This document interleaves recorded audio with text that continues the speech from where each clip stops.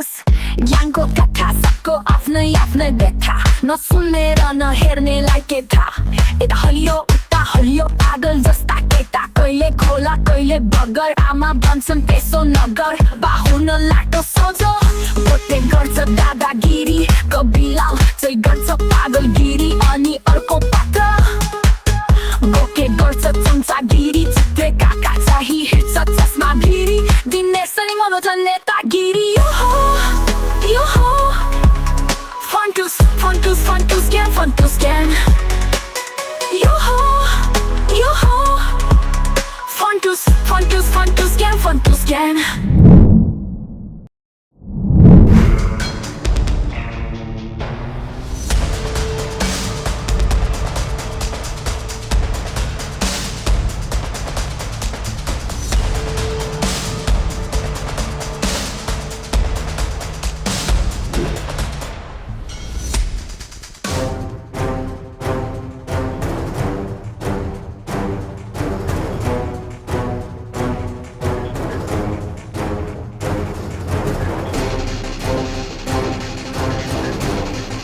दादा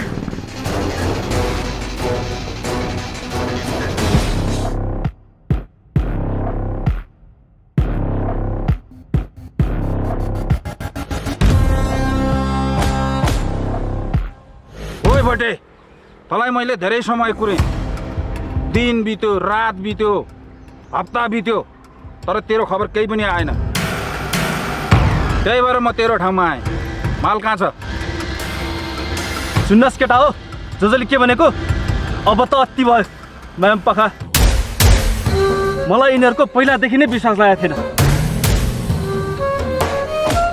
हेर्नु न दादा हामीले माल त राम्रै ठाउँमा सेभ गरेर राखेका छौँ पछि यो मुला बोकेर लिन पठाएको राखेको ठाउँमा मालै छैन मुसाले खायो भन्दा त्यसो भनेर कहाँ धर पाउँछस् माल त हरायो अब त्यो सब छोड्दे त्यो हामीले दिएको एडभान्स फिर्ताले दादा त्यो पैसा त काठमाडौँ लगेर सबै मोजमती गऱ्यौँ त्यो माल हराउँछ भने हामीले के थाहा त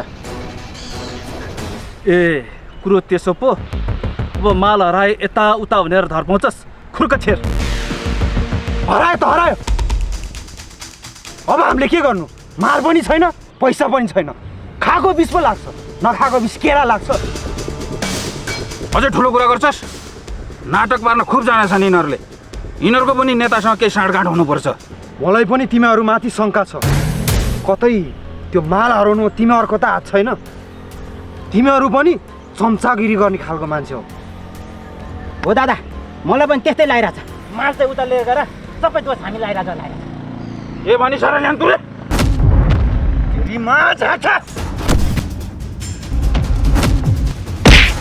ए पासा आइज न मार्यो हानेला हान आइज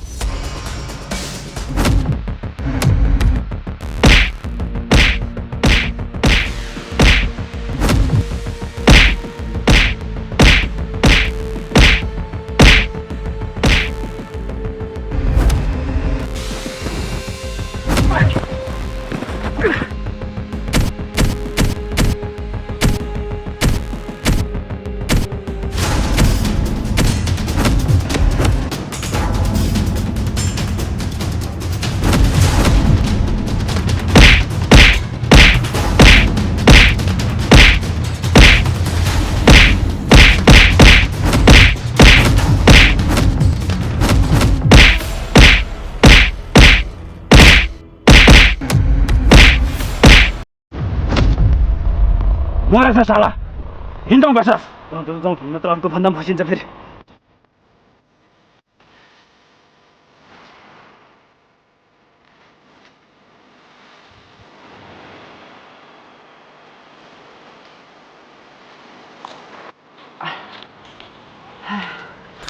सालेहरू भागेर बाँच्यो। एकछिन यहाँ बसेको भए हड्डी सड्डी भाँथे म।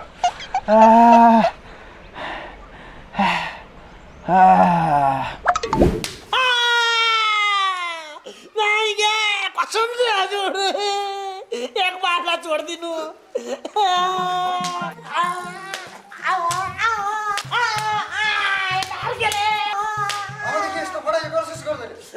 कसम से हजुर हामी सुध्रेछु, हामी पुराकै पुरा सुध्रेछु हजुर। यो साला त्यसै सुत्रिँदैन। यसलाई बिहान एक चम्चाको बेलुका एक चम्चाको अनि मात्रै सुत्रिन्छ। साहबजी यो गु खुवाउने कुरा गर्नुहुन्छ न हजुर, बहुत बुढा छ। कसम से हामी हजुर रातारात सुध्रेछु हजुर।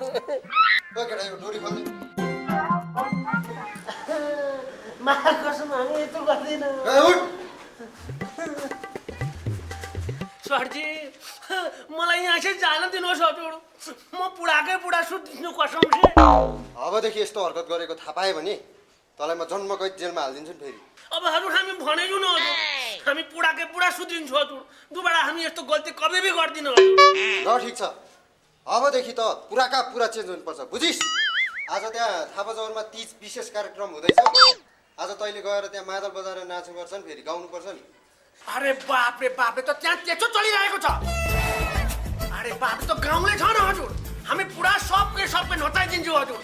तो गीत छ न गीत, वो गीत में संगीत ढाल के हामी सुनाइदिन्छौँ हजुर। पुरा नचाइदिन्छौँ हजुर। आज हामी नचाइदिन्छौँ हजुर। हाम्रो नाम कविलाल झा छ न, हामी गीतमै मान्यौँ हजुर। ल अहिले त जा। हुन्छ हामी गएछु हजुर, हामी गइहालेछु। एकछिन आइज त। तेरो यो थाङ्नी साङ्नी कपडा सबै फालेर अहिले नयाँ कपडा लगाएर त जा।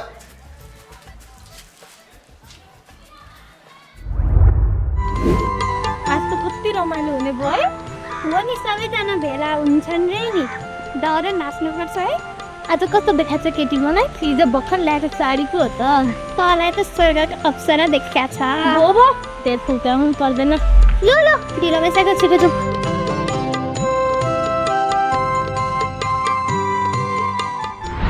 साला यो बोके कहाँ मरेछ यार। कस्तो डर छेरुवाको सङ्गत गरिएछ भने नि। सालेहरूले राम धुलाइ हाने यार। यस्तो धुलाइ त जिन्दगीमा अहिलेसम्म खाँदिन। पहिलोचोटि भोटे दादालाई कसैले राम धुलाइ कुटे यार। सालेहरूलाई एक बदला लिन्छु म। नसा खुम्चिने गरी भेटियो नि त यार। होइन यो त बोकेको भेष होइन, के देख्दैछु म? यो कहाँ मरेछ यो? होइन कोट पनि यता छ यार।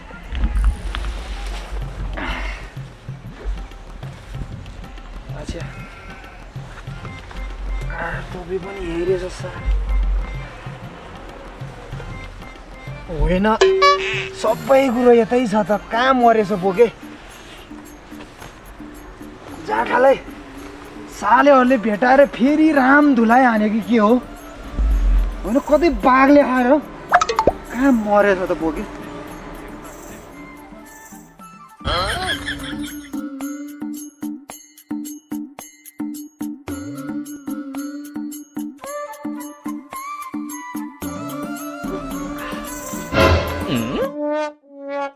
होइन यो बोक्यो होइन, नाङ्गै छ त जाँटो।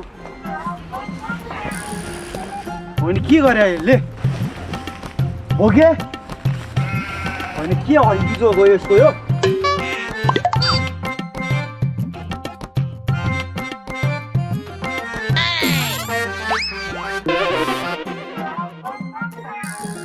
बोके मरेछ कि के हो साले? ए बोके साले काफर तँ किन भागेको त्यहाँबाट? ह साले अनि किन हरिबिजोको तेरो यो लुगाहरू सबै बाटैभरि हरिलट्ठ गरेर छर्या छ। मेरो त रिसले होस् नै उडेन दादा। म त पागल भएछु। बाटो हिँड्दा हिँड्दा के भयो थाहा नै भएन दादा। म त हजुरलाई तिनीहरूले मारेर छोड्यो जस्तो लाग्यो। हावा कुरो असोस् मुला, मैले यस्तो कुटेँ तिनीहरूलाई, यस्तो कुटेँ। अब जिन्दगीमा मसँग पंगा लिँदैन। म देखेपछि अब तिनीहरू 5 कोस टाढाबाट भाग्छ। म यस्तो खतरनाक मान्छे भइसकेँ नि, झाँटहरूले निमटेर फालिदिनु। जे भए पनि कोदोको ढिँडो खाएको मान्छे हो म। नुवाकोटको चिसो हावा खाएर भोटे कुकुरभन्दा डेन्जर भएको मान्छे हो म, बुझिस्? नगाला स्या, क्लबला स्या, गोरुको मासु खाएर म अरष्ठ भएको छु, बुझिस्? खतरनाक मान्छे हो भाइ। राम राम बोक्यो, भाग आइछ, भाग मुला।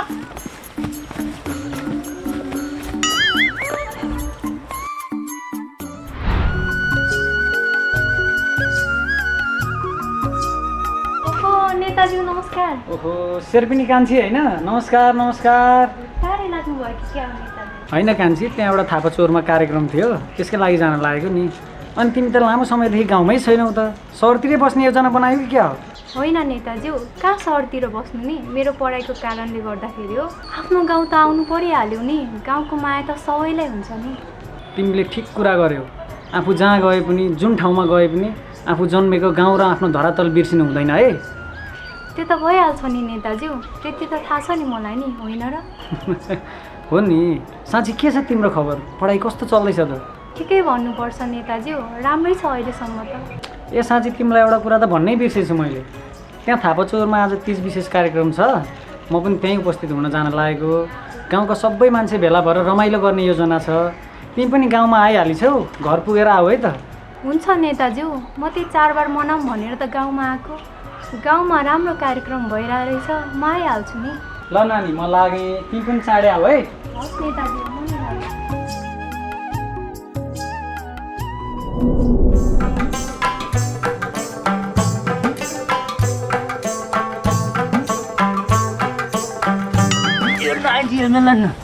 हिजै नखा भनेको, हिजैदेखि भनेको खाइदिएर खिच्न पाएपछि त के खुट्टै नटिन गरेर खिचेछ नि खिच्न पनि।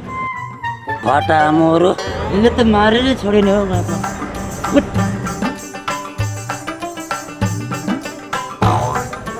होइन म कहाँ छु, तिजमा जाने भने होइन? जानु त जाने भने त खा घिचेर मरिछस्। हिँड।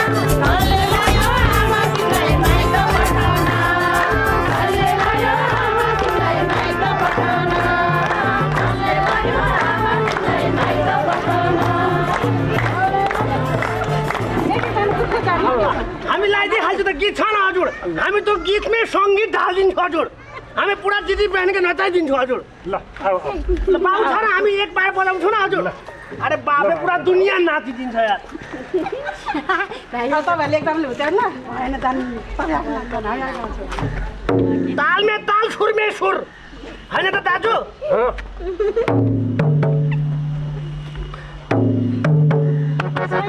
अरे बाप पुरै के लगाइरहेछ वारी जमुना पारी जमुना वारी जमुना पारी जमुना जमुना भाइले जानेन भाइले जानेन हामी गाउँछु हजुर गाउनुहुन्छ हामी गाउँछ अरे बाबु त म हजुर गाउनुहुन्छ हामी नाच्छु छुपुरा नाच्छु नाचिहाल्यो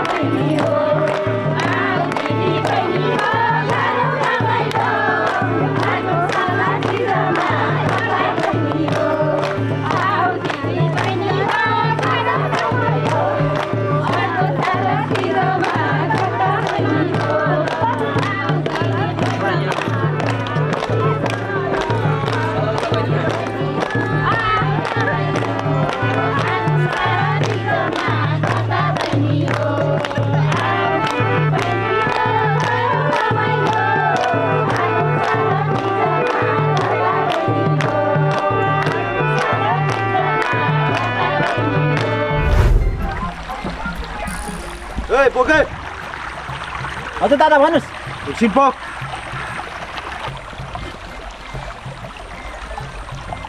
यहाँ सुन त्यहाँ आज थापाचौरीमा तिजको भव्य कार्यक्रम हुँदैछ त्यहाँ गएर मेलोमिसो मिलाएर खाने काम गर्नुपर्छ हुन्छ दादा फेरि मैले भने भन्दा बेसी बोल्ने काम गर्ने होइन हस् दादा कहाँ बोल्छु म धेरै खाना पाउँदाखेरि बोल्छु म मैले भने भन्दा बेसी बोलिस् भने मैले जानेछु तँलाई हस् दादा हिँड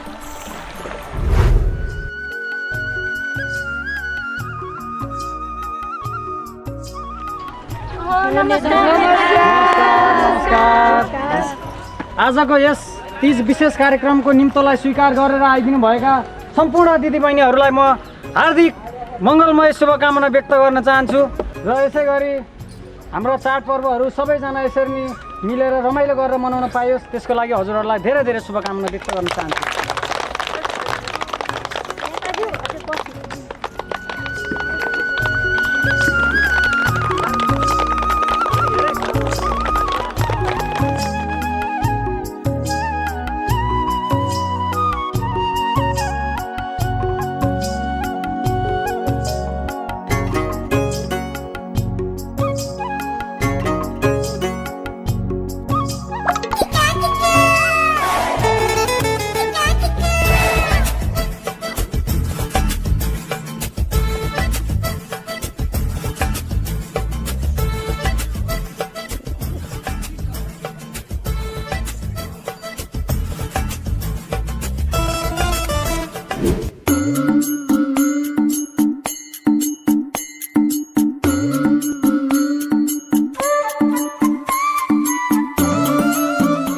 नमस्कार आजी फुपू ठुलो बाबा सबै नमस्कार है नमस्कार आन्टी नमस्कार कति राम्रो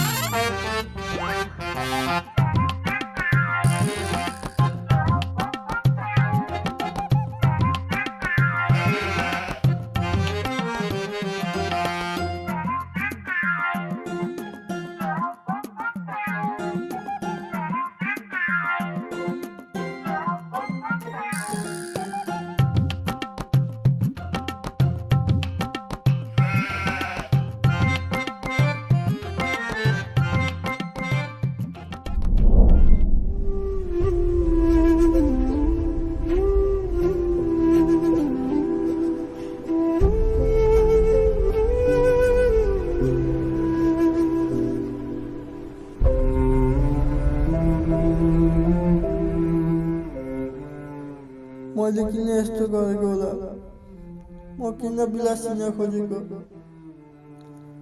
मलाई सम्झेर आमा रोइराख्यो होली यता मेरो हालत यस्तो छ यो सहरमा नचिनेको जानेको कोही छ हे भगवान् म दोधारमा परेको छु के गर्ने होला मलाई आजको रात जसरी पनि कता दिनु भोलि म जुन बाटो आएको थिएँ त्यही बाटो फर्किन्छु गयो